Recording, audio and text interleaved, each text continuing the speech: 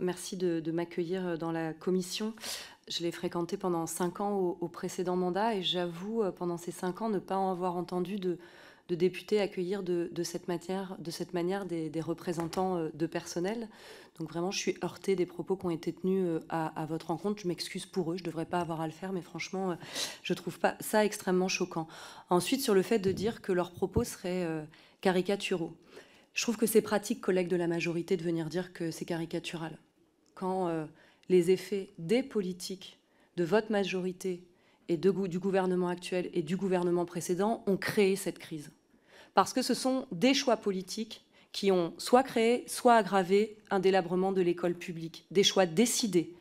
Il y avait des éléments de communication de M. Blanquer, puis de M. Ndiaye, puis de Gabriel Attal, expliquant qu'ils étaient l'avocat des enseignants, expliquant que la rentrée allait bien se passer, qu'il y aurait un enseignant devant chaque classe, qu'il y aurait des revalorisations. Quel est le constat et quelle est la réalité aujourd'hui? La revalorisation, elle n'est pas arrivée. Les enseignants ont été méprisés par les ministres de l'Éducation nationale successifs. Là-dessus, on peut dire que M. Blanquer a été particulièrement brillant pour les mépriser. Et donc, on a tous ces choix politiques successifs qui ont créé une très grande crise de l'école publique.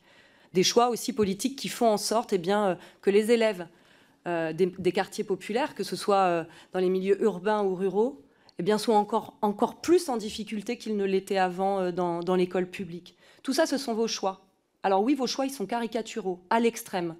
Mais ils produisent pour l'avenir de sérieuses carences pour l'avenir de vos enfants. C'est inacceptable ce que vous venez de faire devant les représentants de personnel.